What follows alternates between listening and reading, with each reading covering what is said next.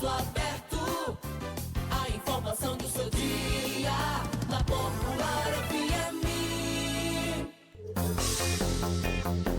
Direto do terceiro Congresso Internacional de Educação no Colégio Teutônia, nesta quinta e sexta-feira a programação, estamos aqui nesta manhã de sexta-feira com vários profissionais envolvidos na programação. Professora Ana Lúcia dos Santos Hamester, que é coordenadora do setor de TI de comunicação da instituição. Rodrigo Marques, que é da comissão organizadora deste congresso.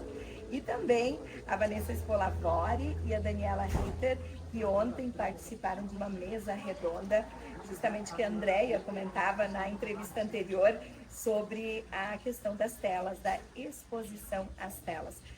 Começar pelo Rodrigo, como está a sua percepção do Congresso ontem, em um dia de muitas temáticas, de uma programação muito intensa?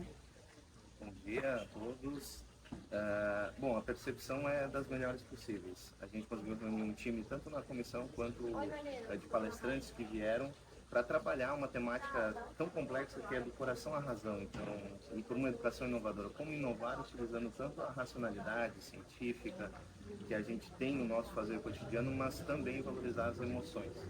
E quando a gente fala de emoções, a gente está falando de uma série de percepções que vão afetar a maneira como se aprende. Então, afetar as pessoas e deixar-se afetar pelo processo. É isso que a gente buscou nesse congresso, e até o momento os feedbacks que a gente vem recebendo é que realmente ocorreram vários afetos. Então, nesse sentido, desde pensar a formação de professores, até a questão do uso excessivo de telas, como inserir a tecnologia já tão presente no nosso cotidiano em sala de aula, tudo isso vem envolvendo os congressistas em debates muito ricos.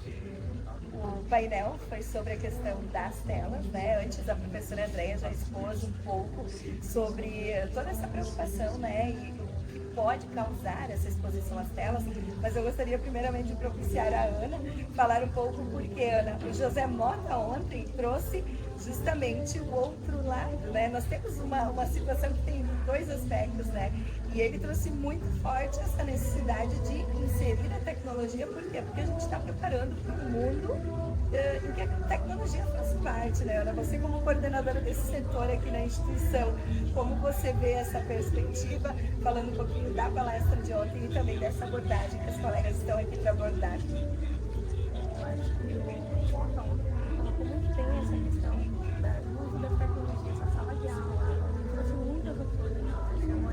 Ele colocou ideias, como isso pode ser utilizado, trouxe a inteligência artificial, como ela pode auxiliar o professor. Eu sou uma pessoa assim que sou totalmente adepta à tecnologia, mas a gente tem que sempre lembrar, e daí eu fiquei muito ontem do painel das gurias ali, também a gente falou dessa parte da tecnologia, mas foi o outro lado, trouxe bem o outro lado do que o Mota falou. Então assim, no final eu acho que a gente pode juntar e fazer aquela limonada, né, gente? Aquela ideia assim de que nem de mais e nem de menos, né? E o professor, eu acho que ontem, pelo Mota, deu pra gente perceber quanto isso vai ajudar na sala de aula, mas não podemos esquecer aquele outro lado das telas. Então, eu sempre gosto de dizer que, mesmo sendo da tecnologia, eu sou zero tela do meu filho. Por quê? Porque eu acho que não dá para ele ir para um restaurante e dar o celular para ele ficar olhando aquilo. Para mim, vocês ontem falavam, né, de que é da causa, da estranheza que é, tem que ser estranho ver alguém com tela. Para mim, quando eu estou num restaurante e vejo uma criança, mais ou menos da idade do meu filho, com tela, enquanto os pais estão ali. Porque fica um projeto na minha cabeça. Quando o meu filho for adolescente, eu quero ele sentado com a gente, no restaurante, sem a tela. Se eu for a tela para ele quando ele tem 2 anos, o que eu vou dizer para ele para eu poder tirar a tela depois quando ele é adolescente? Então eu sou tão chata que um tempo atrás a Luciana até fez uma matéria pra mim, onde eu falei pra ela da mochila mágica que eu tenho com meu filho. Em qualquer lugar que a gente vai, nós carregamos aquela mochila, pesada, moda, cheia de brinquedos, que é moderno. Mas a gente senta num restaurante e rodando aquele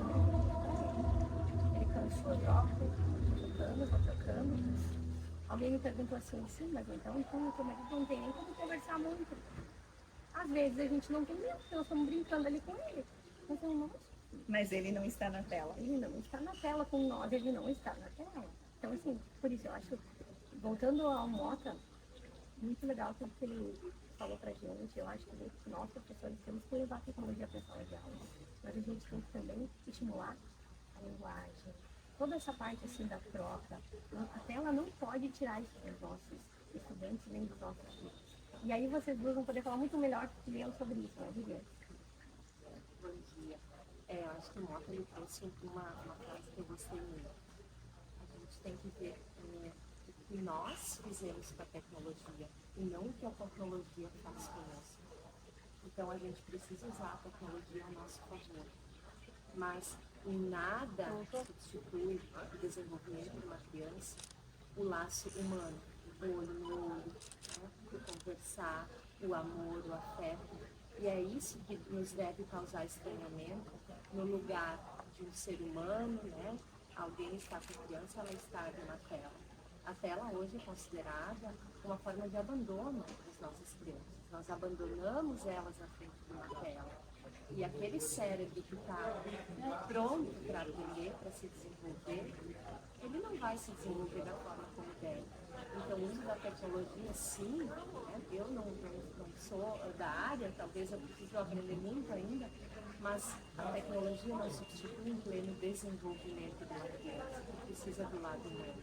Isso se trouxe muito bem ontem, o Novo falou sobre isso, o próprio Mota falou sobre isso também, né? O Guilherme Nogueira trouxe muito forte a questão das emoções, do vínculo, do afeto, né? O quanto isso interfere na própria questão cognitiva, né? Das crianças. E vale ressaltar, no mínimo precisa nos causar estranheza e a gente precisa conhecer, precisa buscar.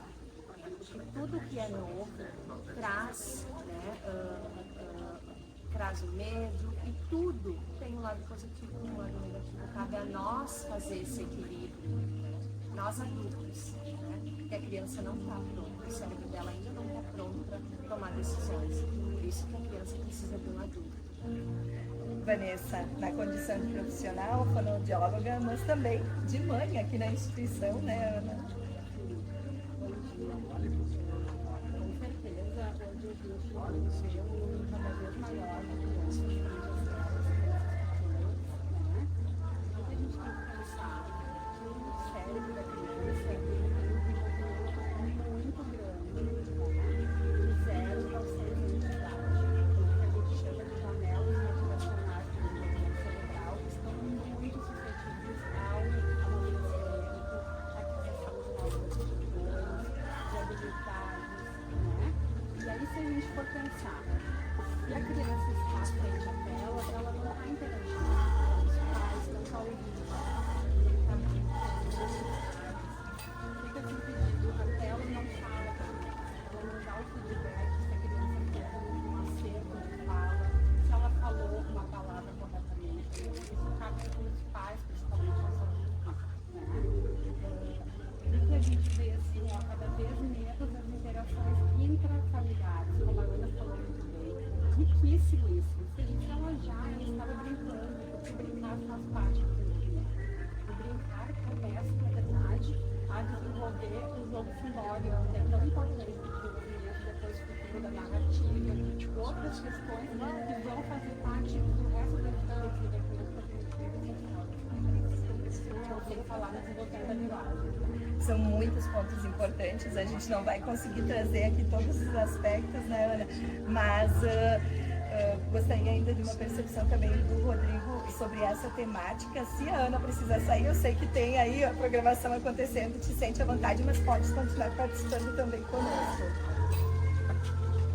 Bom, como professor, né, falar sobre sala de aula e tecnologia é sempre um assunto que eu brinco às vezes um pouco espinhoso, porque existe muita potencialidade no uso de tecnologia. Eu costumo utilizar telas nas minhas aulas, mas aquele cuidado de não tornar isso excessivo, no sentido de não sobrecarregar. Então, eventualmente, algum jogo de revisão, alguma pesquisa na própria internet, projeção de imagens, vídeos, tudo isso faz parte, digamos assim, de um repertório que a gente pode, e na minha opinião, a gente deve utilizar em sala de aula também.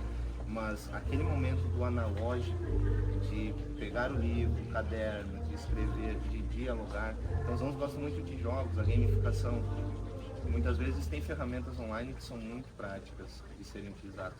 Mas às vezes dá para fazer isso analogicamente, separa em grupos, eles têm que elaborar as perguntas uns para os outros, trabalha a colaboração e não só a competição.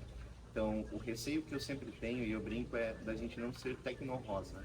No sentido que a tecnologia irá salvar tudo, é só colocar a tecnologia que está pronto. Mas também não ser tecno-cinza, de tentar afastar, não dá mais para usar a tecnologia, a gente precisa rever tudo isso. Não, é achar, fazer essa limonada, como a Ana bem falou, com os limões que a vida nos dá. Então, nesse sentido, eu creio que sim, o uso da tecnologia é importante, a gente deve sim também fazer a escola cada vez mais dialogar com o mundo, mas a escola é mundo também, e por ser mundo ela também pode transformar. Então, talvez seja também um ponto de resistência quanto ao uso excessivo de tecnologia. Bom, mais alguma consideração sobre o tema? Daqui a pouquinho nós vamos acompanhar o congresso, né? Porque tem programação nesta manhã ainda. Acho que vale ressaltar aqui que às vezes a gente acha que a criança tem que estar o tempo todo fazendo alguma coisa. Isso não é verdade. O tédio, ele é uma janela para a criatividade. Então, a gente, enquanto pais, enquanto professores, enquanto educadores, cuidadores, muitos avós, né, e familiares que cuidam das crianças, muitas vezes a gente se preocupa em deixar essa criança ocupada o tempo todo. E não é necessário. Ela precisa do ócio, ela precisa do tédio, ela precisa saber o que tem que fazer. Só que ela vai fazer, vai brincar, vai explorar com aquilo que ela tem ao seu alcance. Então, aí que entra o adulto, de poder disponibilizar a criança recursos, brinquedos, livros, né, para essa criança poder explorar. Eu acho que essa questão acho que é bem válida, bem importante a gente pensar tudo isso. Sabe se você não foi da colocação, que eu acho importante para os pais de crianças até 6 anos saberem que é necessário eles estarem se cobrir as ansiedades estão sendo adquiridas, né? As sinapses, os neurônios estão começando a desenvolver um estímulo sensorial muito excessivo, o abuso abusivo dessas formas recreativas, ele desorganiza as redes cerebrais eu acho que no momento que eu sempre falo para os pais das crianças, dos pacientes, das crianças que estão passadas de desenvolvimento, saber o que está acontecendo. No momento que os pais sabem o que está acontecendo em nível cerebral, eles começam a se alertar, porque às vezes os pais não têm a noção do que está acontecendo, do que a criança está deixando. Eu acho que essa é a minha mensagem para os jovens mais importante neste momento. Muito obrigada pelas contribuições de vocês. Ana, muito obrigada também por nos propiciar este momento de estar aqui direto do Congresso, trazendo um pouquinho do que está acontecendo aqui para a comunidade que nos acompanha. E agora vamos para a última manhã de programação. Hoje tem palestra com Lourdes Atier. Que escola somos capazes de construir frente aos desafios da contemporaneidade? E às 10h30, a palestra de Dado Schneider, O Futuro das Gerações, palestra com 4 finais, e você vota qual escolher. Direto do Colégio Teutônia, no 3º Congresso Internacional de Educação. Deixamos o nosso abraço, um excelente dia a todos. A informação do seu dia.